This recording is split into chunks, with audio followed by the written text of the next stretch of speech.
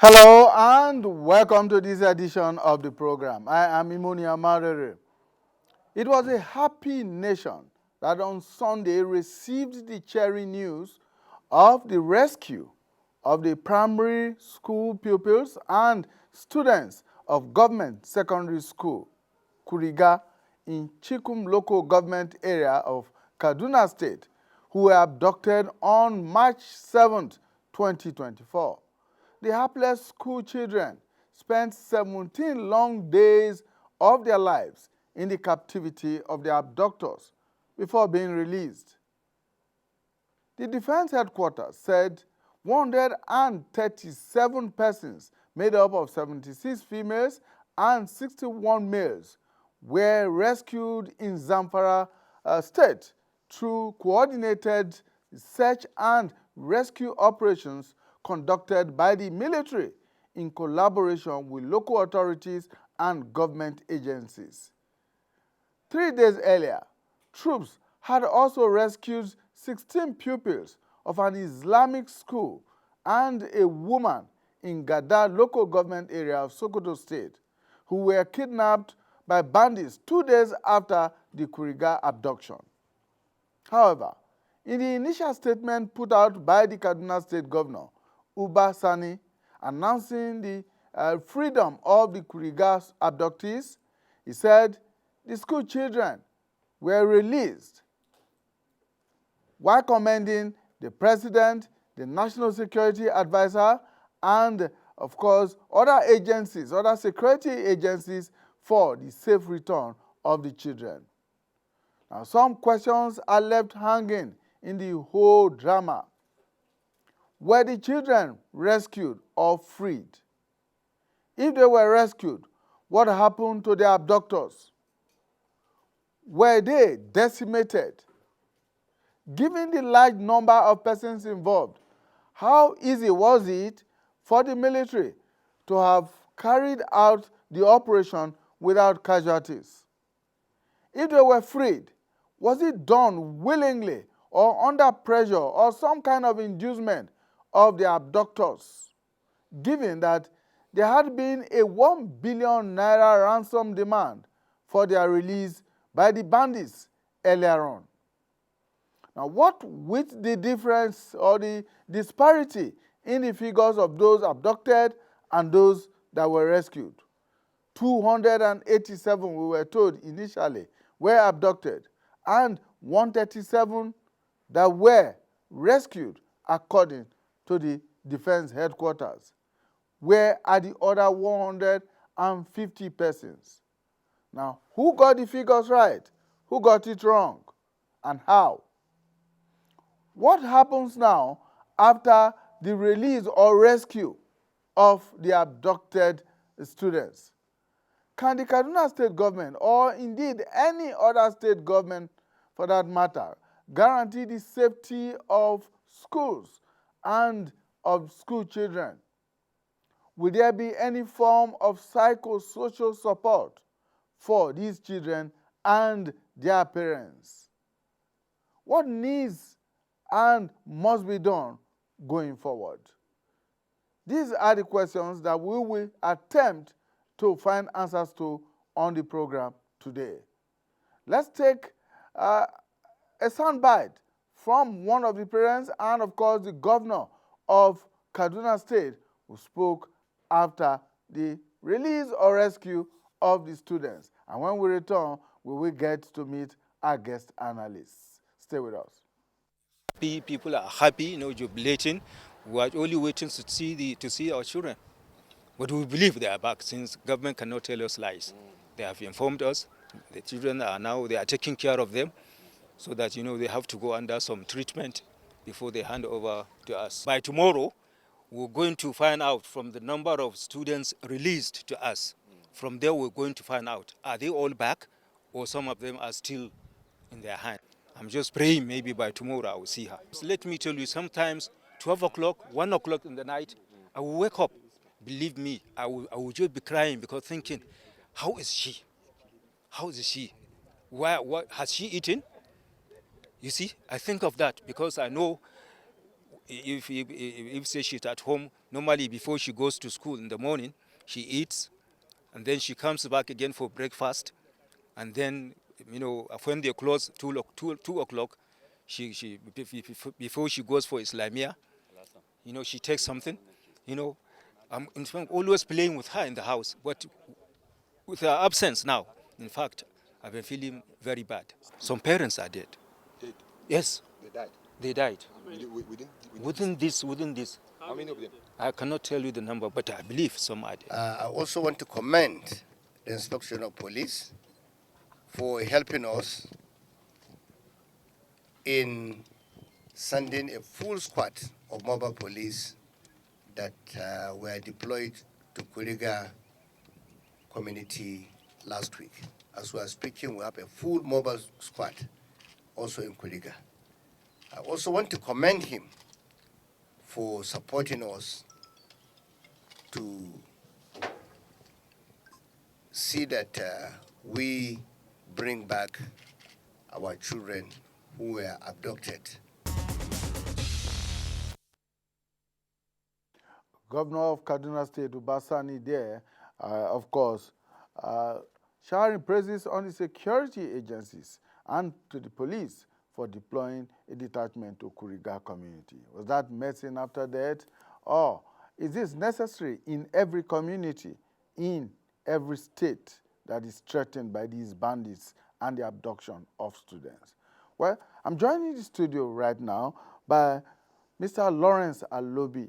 Mr. Alobi is a retired commissioner of police. He was commissioner of police also here in the nation's capital, Abuja. Thank you so much. Thank you for having me. My pleasure. Okay, we're also joined by our correspondent in Kaduna State, Abimaje Moses. He is the one who's been covering the developments right from 17 or 18 days ago when these students and pupils of that school in Kuriga were abducted. He will be bringing us up to speed on the very latest developments. And we also expect to join us here in the studio by Dr. Adejare Rewane Adegbenro, who is a security analyst. But first, let's go to Kaduna, where Abimaje Moses is joining us now. Abimaje, thank you so much for joining us. What's the situation on ground in Kaduna now? I assume that the government of Kaduna State and then, of course, the parents of these children must be very elated.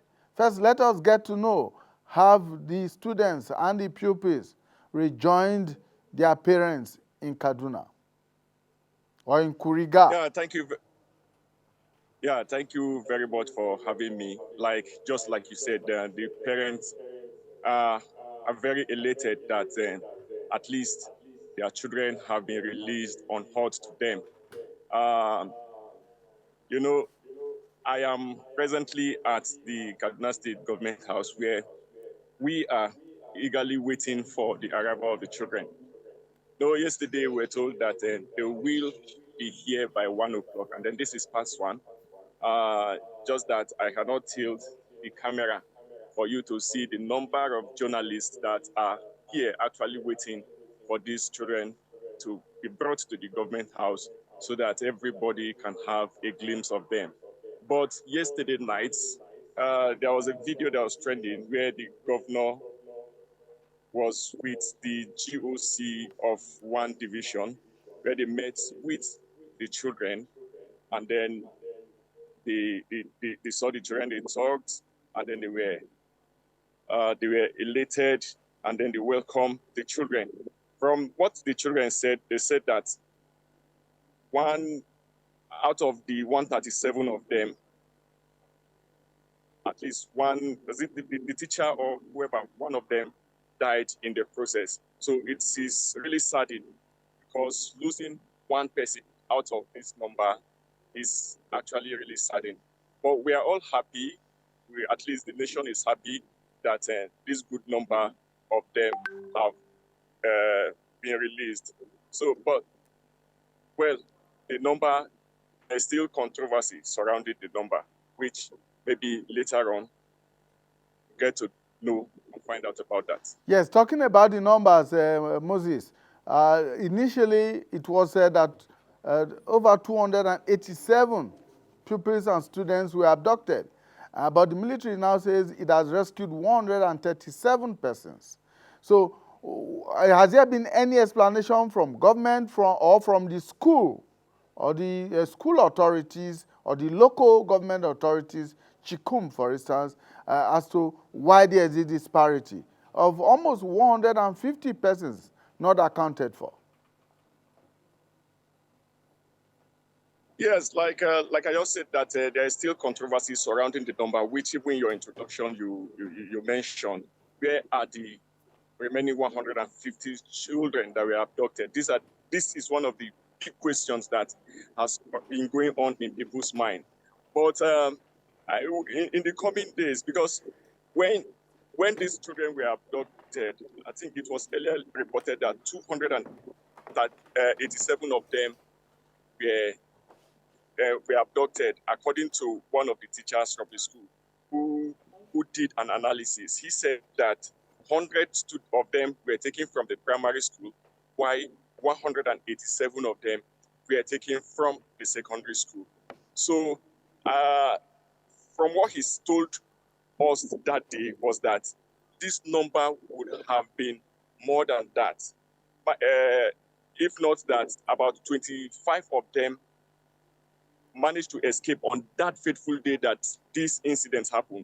The number would have been up to 312.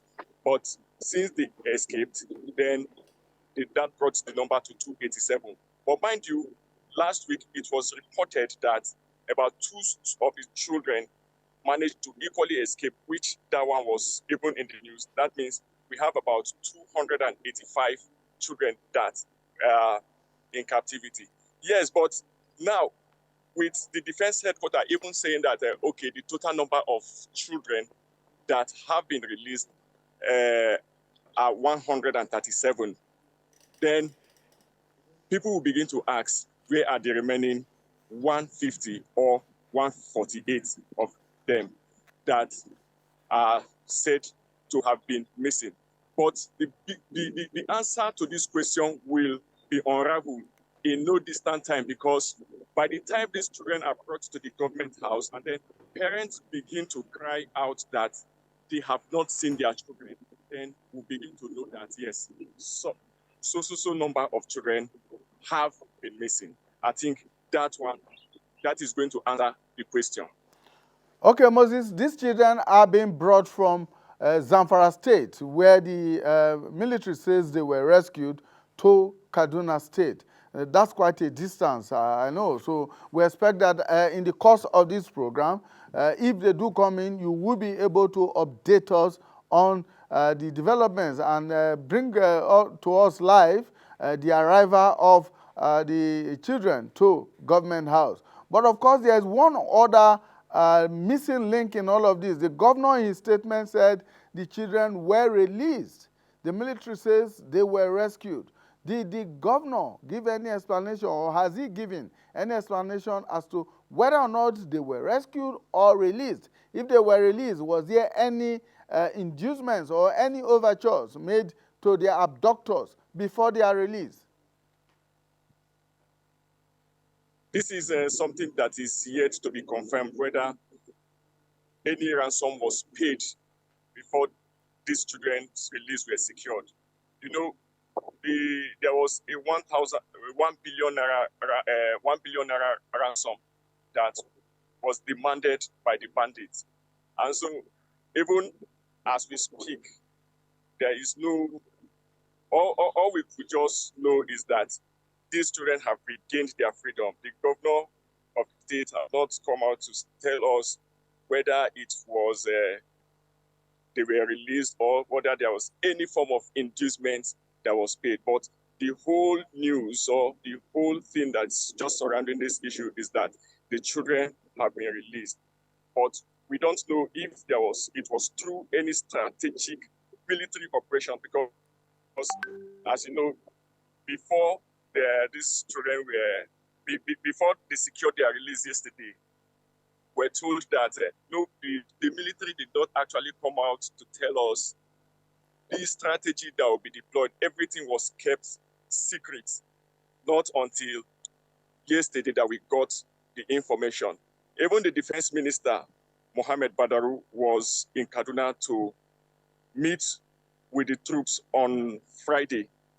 And then he equally assured also that these children are going to be released and that there is no way that the government is ready and that they will do everything possible to ensure that the children are released. Though it took, while we are still happy that though the children, a lot of effort was made to secure these children's release, at least whether ransom was paid or not, the good thing is that these children have been released and then they will be brought to the government house where we will have a glimpse of them and then report any further development that is going to take place after then. But as it is, there is no official statement as to whether these children were released or whether they were rescued. Okay, Moses, before we let you go to join your colleagues who are eagerly waiting for the return of these school children, quickly tell us about the parents of these children. I heard one of them say there that one or two of the parents may have been so badly affected that they may have lost their lives as a result of the trauma of their children being abducted. What is the situation? Yeah, it is quite saddening. It is quite traumatic that even like when we were talking to him yesterday, he said there is a woman that 4 of her children were among those that were abducted on that fateful day.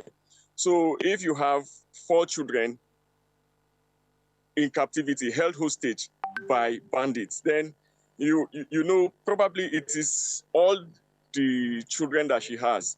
And then he equally confirmed that at least he knew of parents that must have gone through certain traumatic experience and 1 or 2 of them must have died. But he did not really ascertain the number of children, parents that died. But definitely there was a psychological trauma in that area. Even he used himself as an example, he used himself as an example, telling you how he felt, the agonizing moments, the agonizing experiences that he had when his daughter was taken away. That sometimes, even in the middle of the night, he would wake up and then he would begin to cry. But at the end, he said that he's happy that the government has secured the release of the children. Though from footages, he had not seen any footage of his daughter, but he's hopeful that his daughter will come back and then both of them will reunite. That is what I can tell you. But definitely there is traumatic experience. There is agonizing experience, feeling among the parents. All right, Moses, thank you so much. Of course, we hope that when they do come in to the government house, that is, if the children are brought in the course of the program, you will let us know and we'll be able to have a first-time glimpse of those children. Of course, yes. The happy tone to this is that it took only 17 days for the military to rescue the children, as against the Baptist school students who spent much longer time. In fact, in some cases, the last boy who escaped from them had spent well over a year in captivity before he was released. Yes. Thank you so much, Moses. All right, back here in the studio. Again, let me introduce Mr. Lawrence Alobi, who is a retired Commissioner of Police. He's with us right here in the studio. And we have now been joined by Dr. Adejare Rowani Adegbenro, who is a security analyst. Thank you so much for finding time to join us. Let me begin with you, Mr. Alobi. What thoughts went through your mind when you heard the news on Sunday of the release or rescue of these children? Of course, every Nigerian will be happy. It's heartwarming that our children have been released, 137. And I want to commend the federal government of Kaduna State, the military and the police and other security agencies who have done this good job, carried out these operations, successful operations. We don't know the modality in which the process, whether the ransom was paid or not, whether there was any casualty or not. We're not going into those details. But at least, like I said, it's heartwarming because it is very, very, very embarrassing to the country. It's becoming too many cases of school adoption of school children and here and there. And I think we should learn from our mistake and be able to make things right. Be that as it may be, but then the question now is, how can we now see the modus operandi of these doctors from Kaduna State to Zamfara State? How did they fly to there? How were they conveyed from Kaduna to Zamfara State? Were they passing all through the bush? Could those children have trekked that long distance from Kaduna to Zamfara? Or were they conveyed in vehicles? And those vehicles, did they not pass through the highway? How would you have checkpoints and so forth? These are questions we need to ask. You see, so like I said, it's heartwarming. I'm happy. But then we also look forward to the release of the 150 that are remaining. And we pray by the grace of God, the military operations, the military, the police, all the agencies will do their best to ensure that those other 150 are also rescued or released alive. So now the point again is that, you see, rescue operation or what I call kidnapping and hostage taking, it involves a lot of multifacets of dimension operations. Because there's going to be information gathering, intelligence sharing. There's also going to be both kinetic and non-kinetic approach. These are all joined together, be able to show that it is a successful operation. Because, and again, it don't just go, it's going to be maybe just non-kinetic or kinetic. In the event that maybe there's negotiation going on, in the event of negotiation failing, what happens? So that's why there must also be that kinetic approach in the event of the negotiation failing. And if it fails, at least they will have to make sure the place is cordoned and ensure the place is also, those who involve kidnappers are all rounded up and so forth, and the victims released.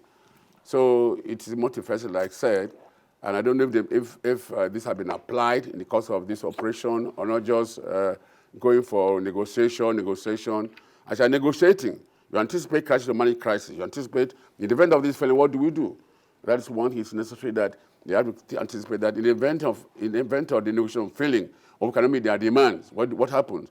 You have to move collectively, you know, that collective, that's multifaceted. You have to get information from the information gathering, share with intelligence between security agencies, and also moving in time for operation in the event of any failure in the negotiation. So, like I said, it has to be multifaceted approach to the whole operations.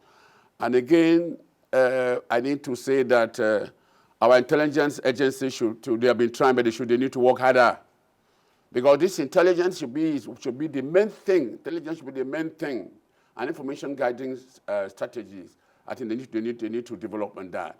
Because this captors, they didn't come from the air. They pass through the highway, they pass through the bush, they go and buy food for themselves and so forth. They ride motorcycles and so forth. So I think, and crime is localized. So our intelligence unit should, each agency has their own intelligence agency. You have defense intelligence, military intelligence, the DSS, the police, the civil defense, they all have intelligence agents, even the NSA himself.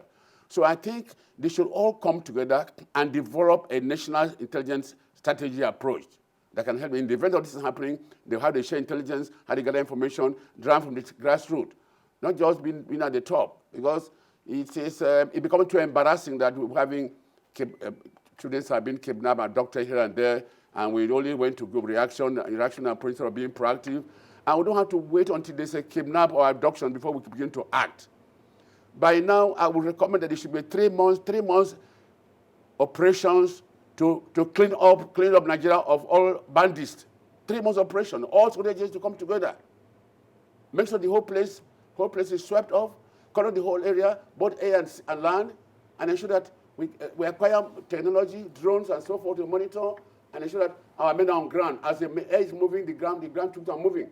If they come the whole area, smoke the place with tear gas, they'll be smoked out.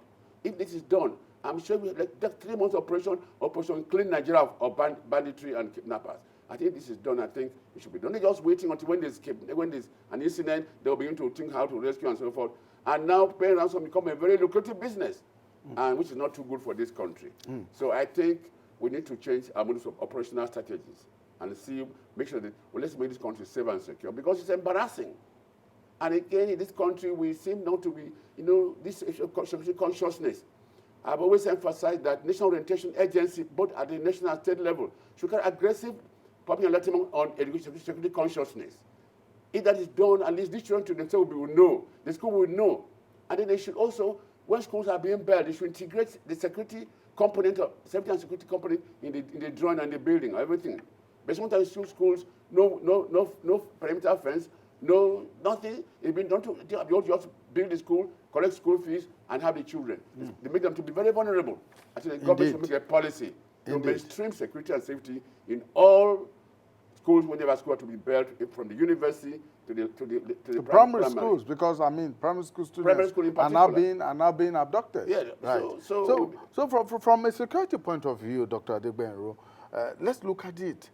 The movement from Kaduna to Zamfara State, like the retired commissioner said, is it possible that this movement from Kaduna to Zamfara State, where these children were eventually rescued or released, that no individual or indeed any security agency could have traced the movement to, and given the sheer number of persons involved?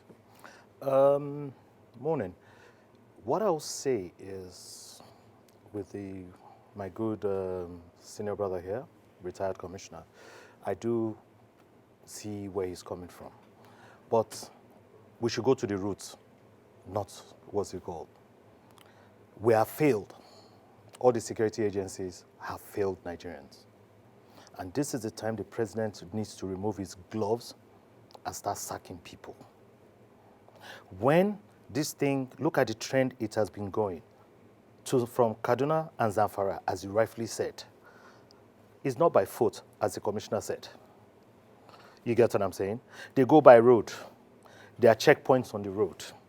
The first point of contact is police, whether we like it or not. And it kills me that intelligence gathering, we spend our budget.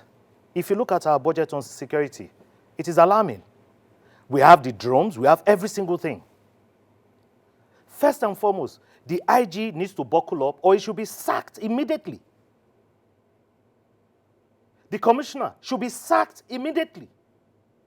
Because as we are looking at this thing, it could be my child, it could be your child, it could be commissioner's child, it could be my family member's child, that it is. Nigerians is already going through hardship.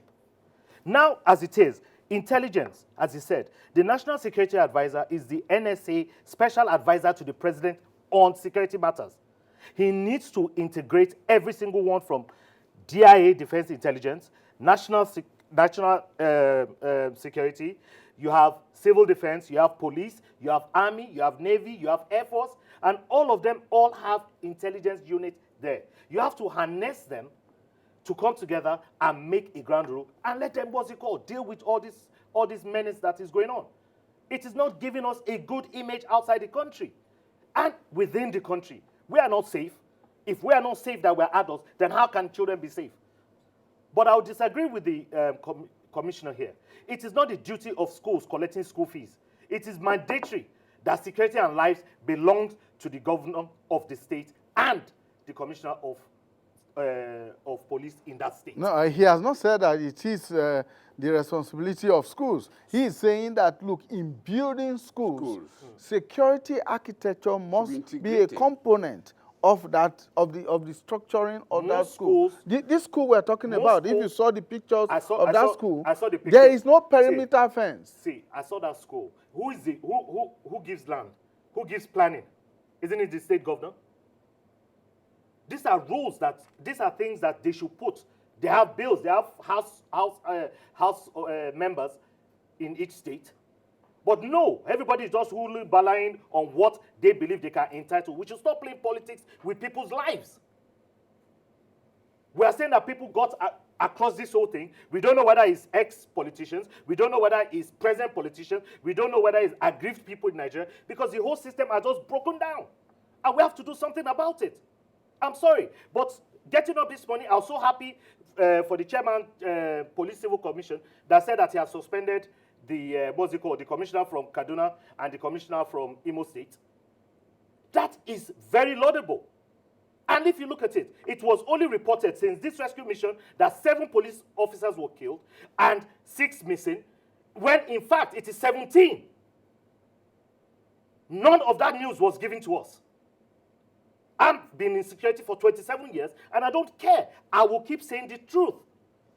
The president's will is to make Nigeria, the only thing he wants is to make Nigeria one. And to safety and employment was one of his key things that he raised. And he has given every single thing, but down there, people are not doing their jobs. Information is not even going out. Do you know your information minister? I don't even know the information minister. Everything that's just there in Nigeria right now is as if everything is breaking down because of you don't want the country to be safe so that it won't be governed well.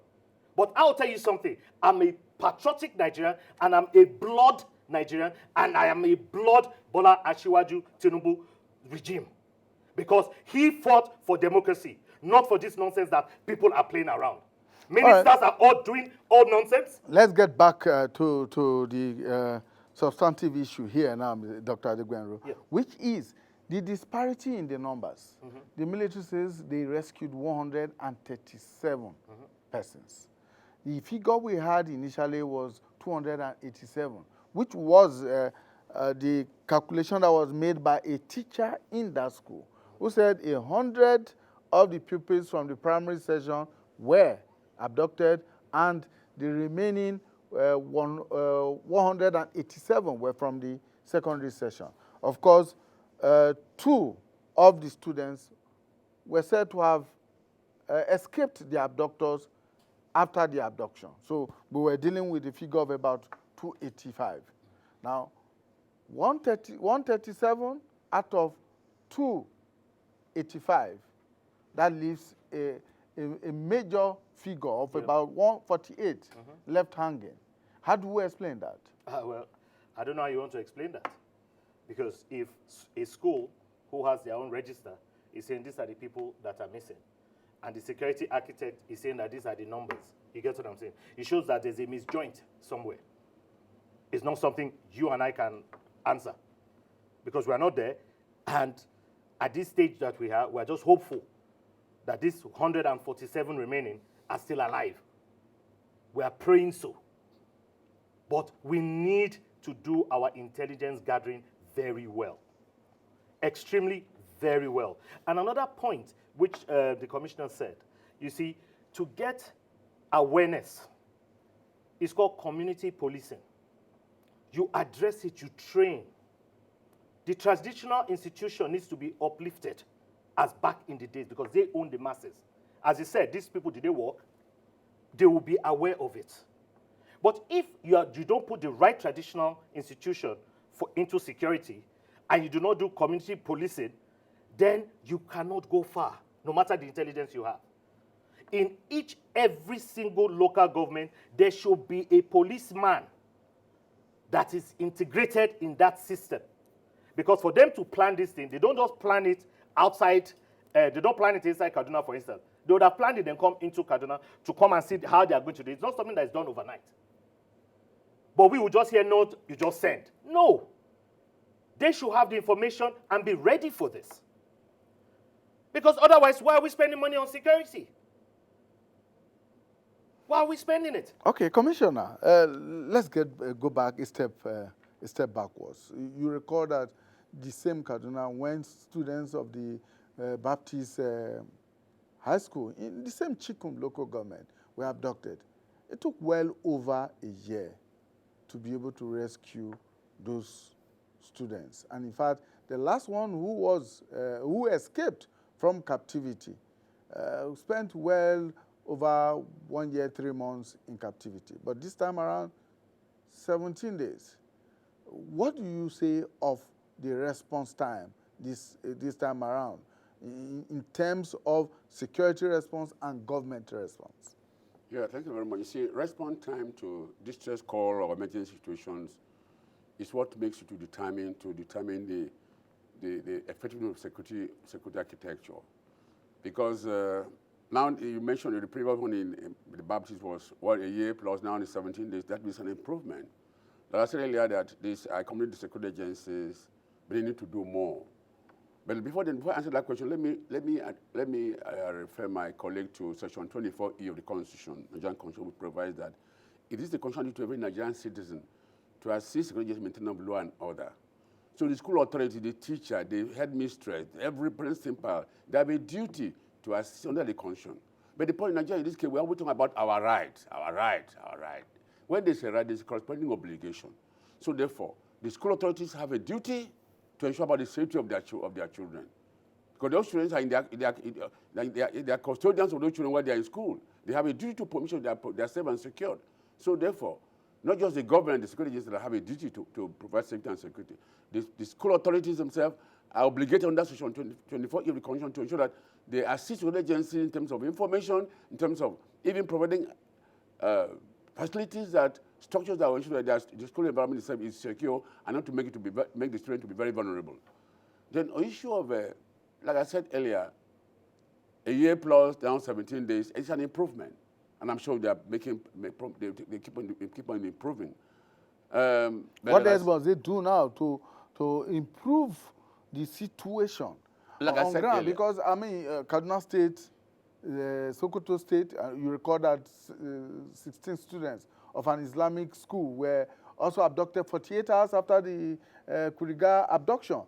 And those ones were rescued also by the military 3 days prior to Sunday's rescue of the Kurigas. Yeah, it's becoming too embarrassing and too frequent, too embarrassing. Look at, like he mentioned, my colleague mentioned earlier, about 70 policemen were killed in Ugeli. Nothing being said. 70 policemen, nothing being said. The people only know about the military who were killed, but nothing about the policemen. Whether they are not human beings. And those policemen were actually also on official duty, on rescue mission because they were called and dispatched to the place. Yes, they responded to a distress call. A distress call, and that's the people said they were brutally murdered and nothing been said about it. So, however, back to your question, I think we say what should be done. Yes.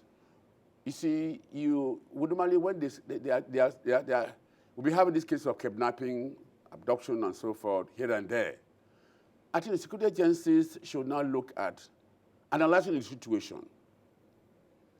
We have gotten this. What are these abductors go to soft targets? Well, they know there will not be any resistance from anybody.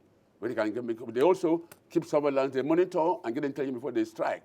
They know, is it safe to strike? If we strike, will there be any reaction and so forth? I think it is time now that security agencies should do something. But the government itself has a duty. Like mentioned about issue of drones. We have Air Force. We have Nigerian Police Air Wing. Why can't they carry out drones that will monitor, carry out air surveillance of the forest or where they are, and flush these people out, smooth them out? The mobile police force were able to tame this, what they call it, this in Kaduna State. What is it called? This group in Kaduna State that the mobile police were able to.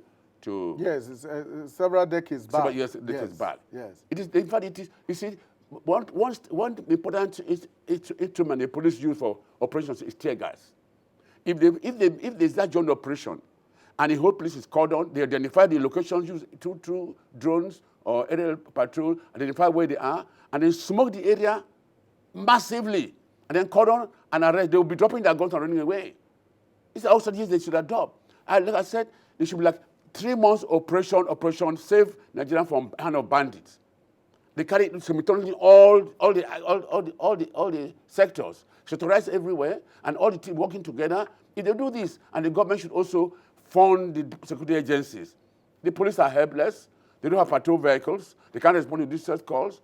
That's a problem. The government should have the political will to say, because security is the driver of all other political aspects of the human society. In terms of, without security, there will be nothing like good governance, no democracy. Without security, nothing like economic development, and so forth. So security is key. That's why Section 14B provides that the prime purpose of any government security and welfare of the people. Yes. So therefore, the government itself should ensure that security agents are well trained, well equipped, well funded. Security today is technology driven. Not just wait until they move from one point to another and so forth. They should ensure that we acquire drones, acquire vehicles. The policemen who have been shot for being killed in Mugili, and the military men. If they were given protective gear, I'm sure that also their safety is also granted. They will not be killed. So training, and equipping the police and other security agencies, and of course motivation. Because now that these people, if you go and just give some stipends to the families, what happens? Just give them a check of maybe 2 million, 3 million. Can that be able to train a child from secondary school to university and so forth? Not at all. So I think the government has a duty to ensure that the strength and security of this country. But if our senators and legislators can even be buying cars for 160 million naira, why can't they say, let's sacrifice our country? We are really there to serve. Let's sacrifice our money for security, even for police.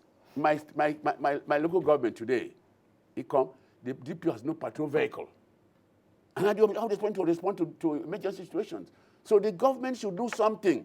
The government should be not just playing politics, only and the security agents should be proactive too in their operations. They should start now, don't wait until when the people are being kidnapped or captured or abducted.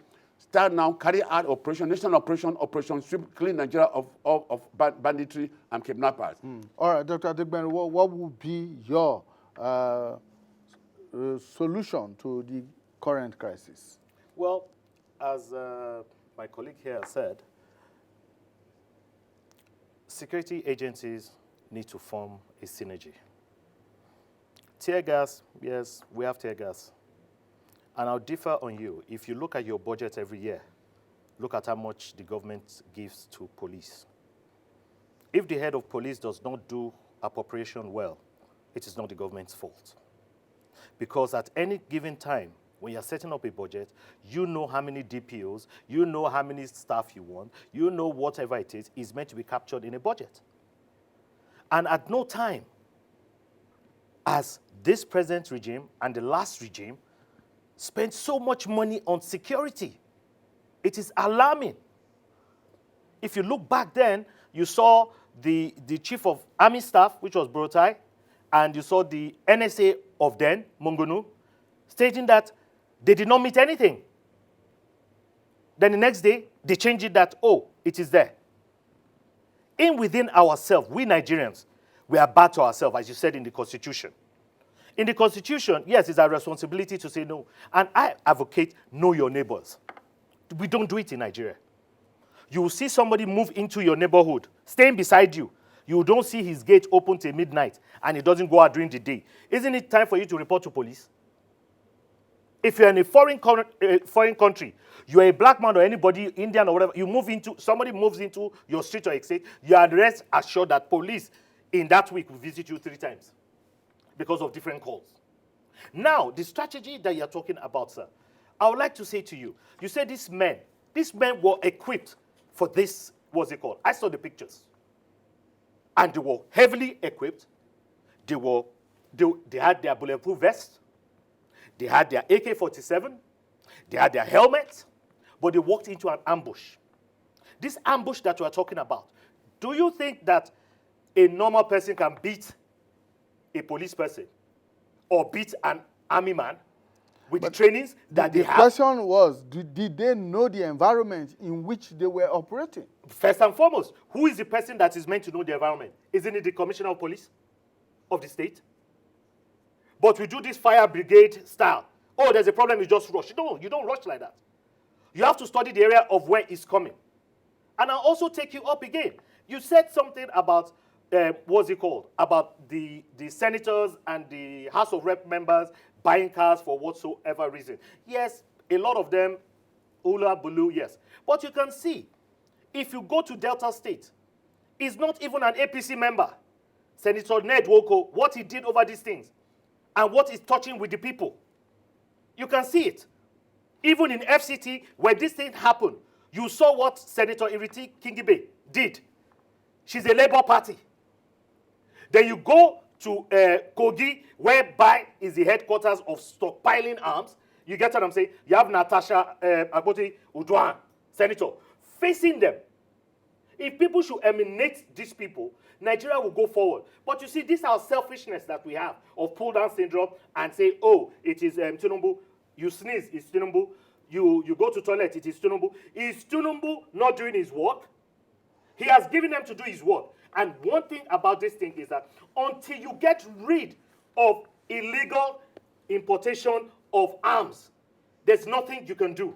Until we do a safe border, until we have a database. Some of these people can be from other countries. You don't even know where they're from.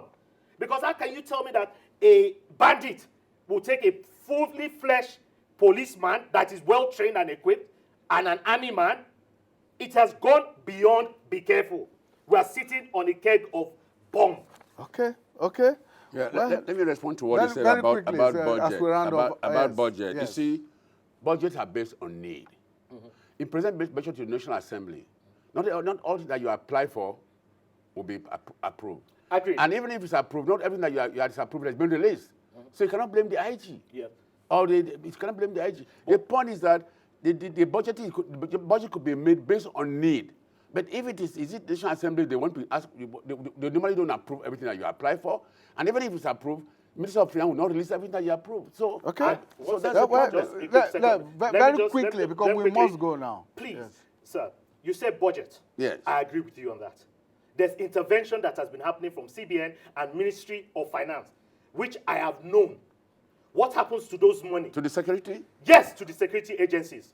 As security, if you intervention, critical equipment for intervention, go and look it up and see how much they've collected for the security agencies. Okay, And we to must me, leave it there, gentlemen. We must always also, our time is up. And we must go. always also look at the welfare, as you said, of any policeman.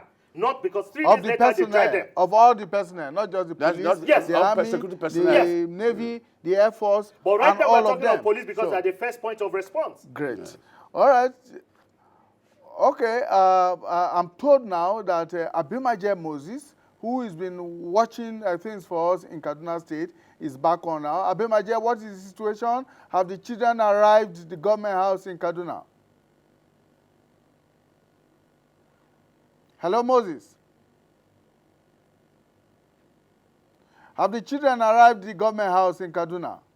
Hello, can you hear me? Yes, I can hear you. Please go ahead. Tell us. Quickly. Not yet, not yet. They have not arrived? Not yet. They've not yet arrived. Yes, they haven't. We are still eagerly waiting. Okay, and some of the parents are there with in the government house? Most of the parents have started coming in. The security operatives too have started coming in. But the children have not arrived. Okay, thank you so much, Moses. We hope that when they do arrive, you will promptly let us know here in Abuja. Thank you so much for your time. Sure. And I'd like to also thank Mr. Lawrence Alobi, who is a retired commissioner of police. He was commissioner of police in the FCT at a time. Thank you so much for your time. And Dr. Adejare Rewane Adegbenro, who is a security analyst. Thank you so much for coming on the program. Thank you very much. That's our program for today. Please join us again when we bring you a fresh edition of People, Politics, and Power. Bye for now.